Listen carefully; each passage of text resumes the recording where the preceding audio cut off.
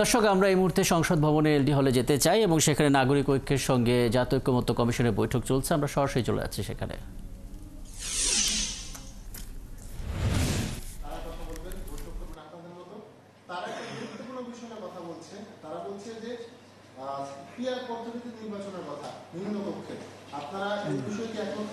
না, আমরা নিম্নকক্ষে আমরা এখন এক্সিস্টিং যে পদ্ধতি আছে সেই পদ্ধতিতে নির্বাচনের কথা বলেছি। আপার হাউসের ক্ষেত্রে আমরা প্রপোর্শনাল রিপ্রেজেন্টেশনের কথা বলেছি আর কি, সংখ্যানুপাতিক নির্বাচন। তবে লোয়ার হাউসে কোনোভাবেই সংখ্যানুপাতিক নির্বাচনের পক্ষে নাগরিক ঐক্য নয়।